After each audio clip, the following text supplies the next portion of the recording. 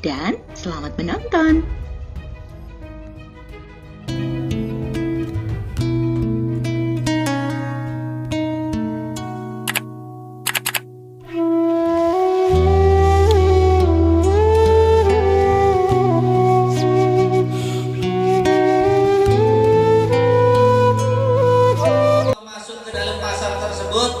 Rasulullah ini meneteskan satu keringat.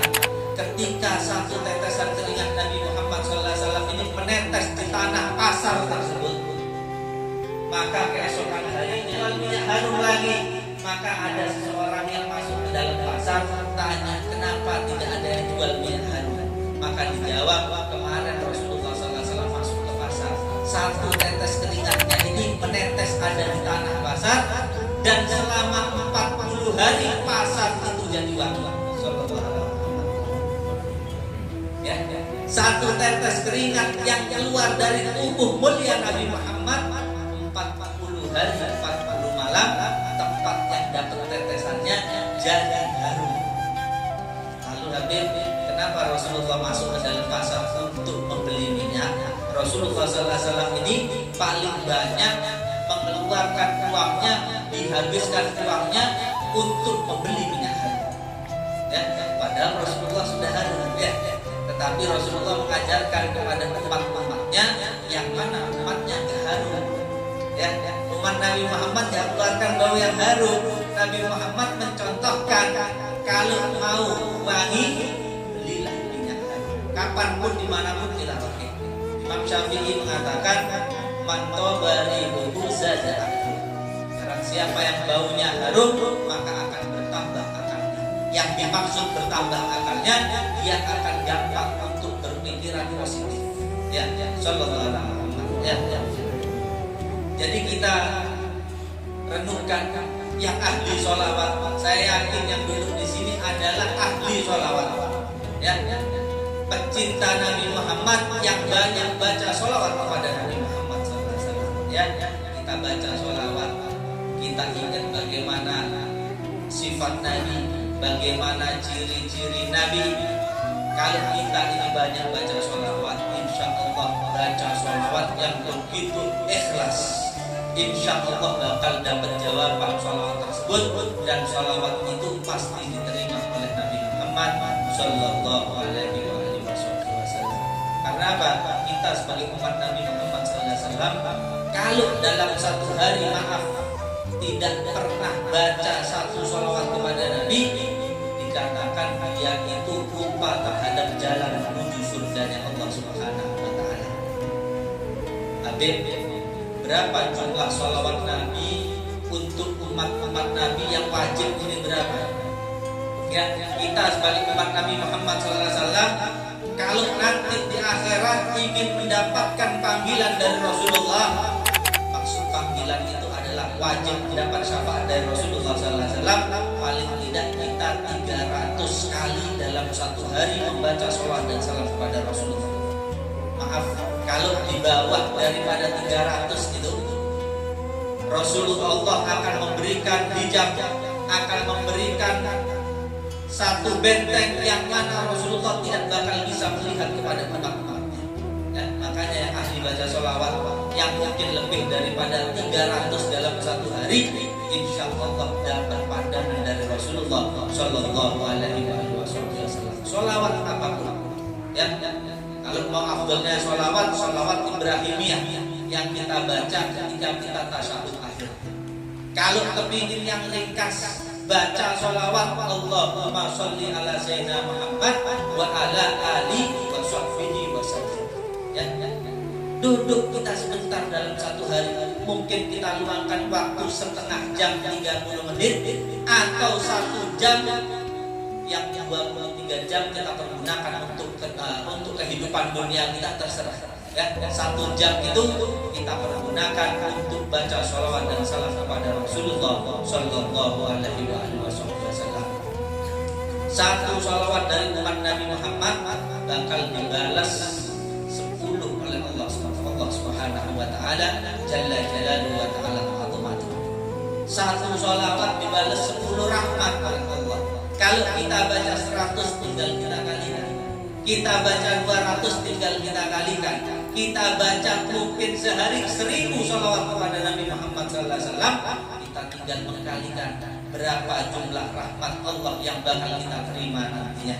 Ya, satu kisah tentang bagaimana iktibar untuk kita, contoh untuk kita tentang bagaimana sholawat ini bisa memberikan syafaat ketika di dunia maupun di akhirat. Ya, sholawat ini sungguh luar biasa. Yang belum punya anak, rutinkan baca sholawat, insya Allah bakal dikasih keturunan yang soleh dan solehah.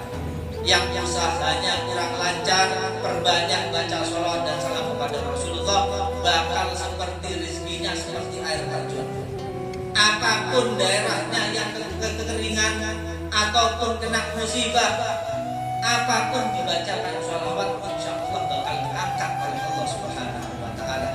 Satu riwayat tentang bagaimana satu pemuda, ya, ini contoh untuk kita. Jangan dilihat maksiatnya, tapi lihatlah sholawat yang dia baca. Satu pemuda ini mulai dia balik sampai dia akhir umurnya, dia ini ahli maksiat, bermaksiat kepada Allah Subhanahu wa Ta'ala. Dan setiap hari dia itu pasti meminum minuman yang memabukkan. Kebiasaan dia kalau minum ini di pagi hari bukan di satu tempat, melainkan dia bawa botol itu, dia sambil keliling kampung, keliling desanya, dia sambil bermabuk. Tetangga dia yang orang yang soleh, setiap bertemu tetangganya yang ahli maksiat ini, dinasehati, wahai tetanggaku, ya, jangan kamu minum lagi, ya, jangan kamu minum, kamu taubat kepada Allah Subhanahu wa Ta'ala. Setiap hari dinasehati seperti itu. Sampai tetangga yang soleh ini dapat kabar bahwasanya tetangganya yang ahli maksiat ini meninggal dunia. Maka tetangga yang soleh ini menyesal di dalam hatinya. Selama beberapa puluh tahun punya tetangga yang ahli maksiat, dia menasehati, tetapi tidak diterima nasihatnya oleh orang yang ahli maksiat tadi. Menangis. Dia ini memandikan orang yang soleh ini. Dia ini mengkafankan, menyolatkan, sampai mengantarkan ke kuburnya.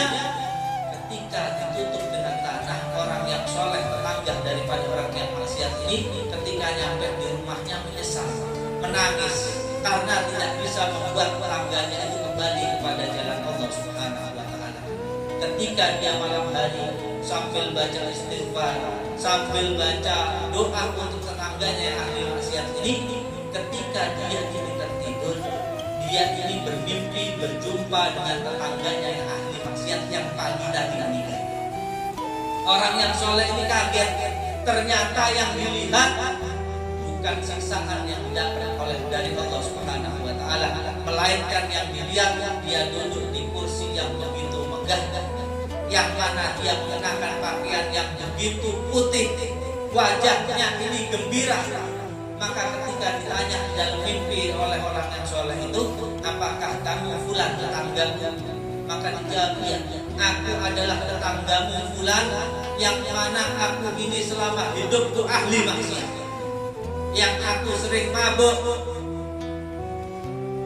Maka orang yang soleh ini bertanya, kenapa kamu bisa mendapat kenikmatan yang begitu luar biasa dari Allah? Seharusnya kamu ini dapat siksaan dari Allah Subhanahu wa Ta'ala. Maka orang yang ahli maksiat itu menceritakan, ketika akhir-akhir umurku, ketika aku ini satu pagi ini bawa botol minuman, ketika aku berkeliling desa, ketika aku ini dengar ada satu nasihat yang sungguh luar biasa, yang mana ketika aku dengar ternyata dari majelisnya Rasulullah SAW.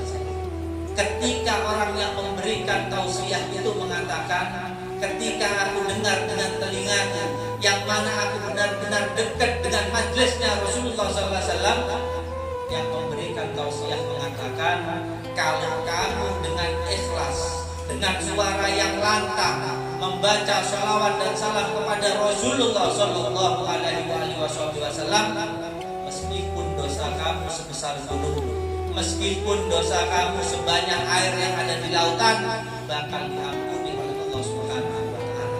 maka ketika akan mendengar satu nasihat yang sungguh luar biasa masuk ke dalam hatiku, masuk ke dalam pikiranku, masuk ke zahir batinku, aku lempar jauh-jauh botol yang ada di tangan aku itu. Aku lempar, aku langsung berdiri berlari di tengah-tengah majlis tersebut dan aku membaca sholawat dan salam kepada Rasulullah. Aku keraskan, aku lantangkan suaraku. Maka ketika aku membaca satu sholawat selama seumur hidupku, maka beberapa hari aku mendapatkan kenikmatan yang mana aku dapat. Aku meminta ampun kepada Allah, lalu aku meninggal dunia berkat satu sholawat yang aku baca tadi itu. Allah memberikan satu kenikmatan yang mana Allah memberikan satu tempat kepadaku yang mana nantinya aku bakal mendapat kesenangan. Sallallahu alaihi wasallam. Itu satu kali dalam seumur hidup dia, satu kali. Lalu bagaimana dengan kita? Kita harus yakin yang mana kita baca sholawat dan salam kepada Rasulullah pasti dengan rasa ikhlas tulus untuk Nabi Muhammad Sallallahu Alaihi Wasallam. Mudah-mudahan mendapatkan keberkahan suatu ya amin ya rabbal alamin.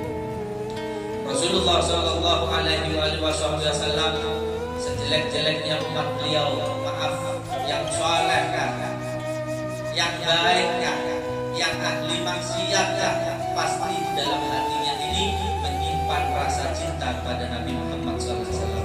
Tentunya kita yang duduk di majelis sekarang ini, setiap tahun kita duduk senang akan memperingati hari kelahiran Nabi Muhammad SAW. Yang mana kita ini tulus ikhlas, kita minta mudah-mudahan anak cucu-cucu kita juga sama seperti kita, selalu ada dalam thariqah Ahlus Sunnah wal Jamaah. Kita ini sudah paham betul bagaimana akan riwayat daripada hari kelahiran Nabi Muhammad SAW.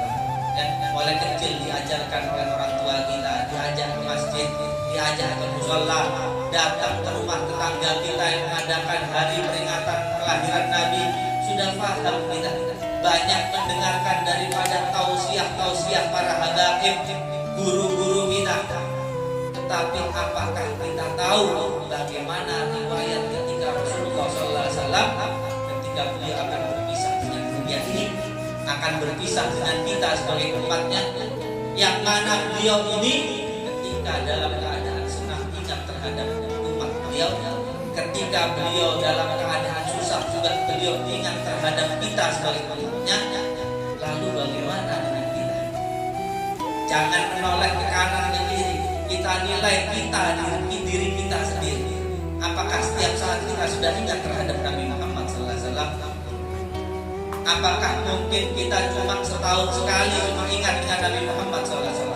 Kalau sampai kita ingat dengan Nabi kita, Nabi Muhammad SAW, setahun cuma sekali, wallahi kita dinamakan umat yang dolim kepada Nabi Muhammad SAW. Ya, kita dibilang umat yang dolim kalau kita setahun cuma sekali. Kapan? Ketika hari kelahiran Nabi Muhammad SAW. Ya, kita minta kepada Allah supaya setiap bulan kita ingat kepada Nabi Muhammad, setiap minggu kita ingat terhadap Nabi Muhammad, setiap jam kita ingat terhadap Nabi Muhammad, setiap menit kita ingat terhadap Nabi Muhammad, setiap detik kita juga ingat terhadap Nabi Muhammad SAW, baik mau dalam keadaan senang maupun dalam keadaan susah.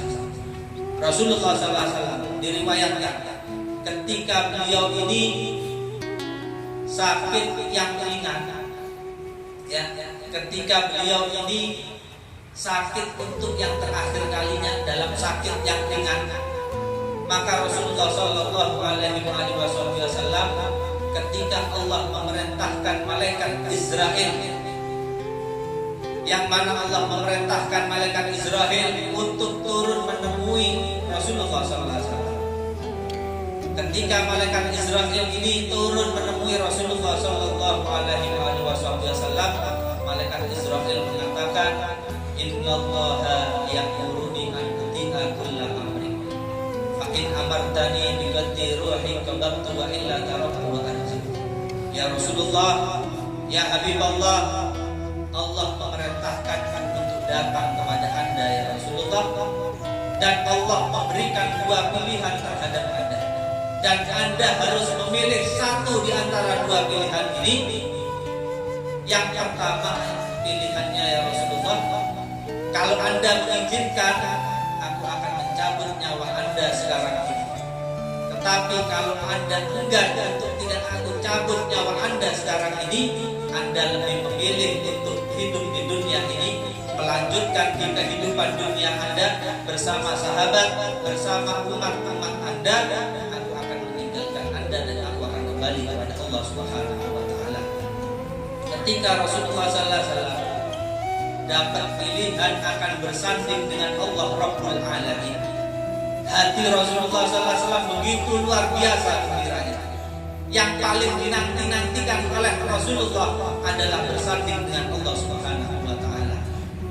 Maka ketika datang malaikat Jibril menyampaikan, innallaha yukrika alaikas salam fa innahu mustaqim ila liqa'i ya Muhammad. Allah berkirim salam terhadap Anda ya Rasulullah, yang mana Allah menyatakan Allah benar-benar kangen ingin bersanding dengan Anda. Maka hati Nabi Muhammad bertambah gembira, bertambah senang luar biasa. Maka malaikat Jibril mengetahui Rasulullah, ya, zahir batin Rasulullah. Malaikat Jibril tahu ketika dilihat Rasulullah, mulutnya, bibirnya begitu tersenyum luar biasa gembira. Tetapi malaikat Jibril mengatakan kepada Rasulullah, ya Rasulullah, aku melihat satu kesedihan yang besar yang ada di raut wajah Anda ya Rasulullah.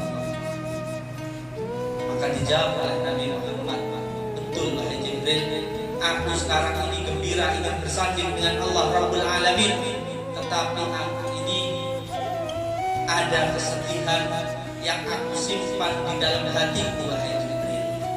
Malaikat Jibril bertanya, apa ya Rasulullah satu kesedihan yang Anda simpan ya Rasulullah?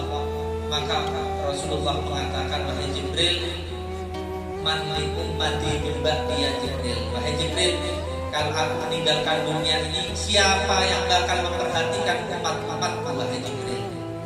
Rasulullah memikirkan kita. Rasulullah akan bersanding dengan Allah, akan selama-lamanya bersama Allah. Tetapi ternyata Rasulullah SAW menyimpan satu kesedihan, yang mana beliau memikirkan kita umatnya, siapa yang bakal memperhatikan kita nantinya. Maka malaikat Jibril terdiam, tidak bisa memberikan satu jawaban yang menyenangkan untuk hati Rasulullah SAW. Maka dapat jawaban langsung dari Allah Rabbul Alamin, Jalla Jalaluhu wa Ta'ala Azamatuh. 4 jawaban dari Allah yang menyenangkan hati Nabi Muhammad dan juga menyenangkan kita sebagai umat beliau. Apa jawaban Allah? Basyir habibi Muhammadan anni la asduluhu fi ummatihi abadan. Wahai Jibril, berikan kabar gembira kepada kekasihku Muhammad, kata Allah Subhanahu wa Ta'ala, aku Allah tidak akan membinakan dan menyia-nyiakan umatnya di dunia wal akhirah. Wa basyir habibi Muhammadan li'annahu asrafun nas khurujan minal ardi idza bu'ithu wa sayyiduhum idza jumi'u wa annal jannata muharramatun ala sa'iril umami qabla an yadkhulaha huwa wa ummatun.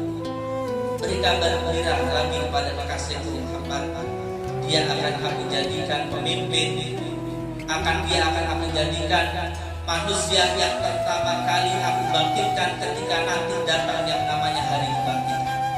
Beri kabar gembira juga kepada kekasihku Muhammad, bahwasanya dia akan aku jadikan pemimpin ketika seluruh makhluk aku kumpulkan ada di padang mahsyar. Yang keempat jawaban Allah menyenangkan hati Nabi Muhammad dan juga kita umat Nabi Muhammad, yang mana Allah menyatakan surga diharamkan untuk dimasuki oleh Nabi dan umat-umat yang lain sebelum Rasulullah Sallallahu Alaihi Wasallam, dan kita sebagai umatnya memasukinya terlebih dahulu. Sallallahu Alaihi Muhammad. 4 jawaban dari Allah Subhanahu Wa Taala menyenangkan hati Rasulullah Sallallahu Alaihi Wasallam. Maka Rasulullah Sallallahu Alaihi Wasallam mengatakan, al-aini ar-rafiqal a'la, ar-rafiqal a'la. Wahai Jibril, wahai Israel, sekarang tidak ada lagi kesedihan yang ada di dalam zahir batinku. Aku rela meninggalkan dunia, aku rela meninggalkan umat-umatku, dan aku memilih bersanding dengan Allah, bersanding dengan Allah. Maka Rasulullah mengatakan, wahai Israel, silahkan kamu mulai pencabutan nyawaku, kata Rasulullah sallallahu alaihi wasallam. Malaikat Israel ketika mencabut nyawa Rasulullah sallallahu alaihi wasallam, ya, ketika dicabut, diriwayatkan Rasulullah ini pingsan sebanyak 3 kali. Rasulullah pingsan yang pertama tersadar beliau, pingsan yang kedua tersadar beliau, pingsan yang Ini. Jangan lupa subscribe channel kami ya, biar kamu gak ketinggalan cerita-cerita menarik dari kami.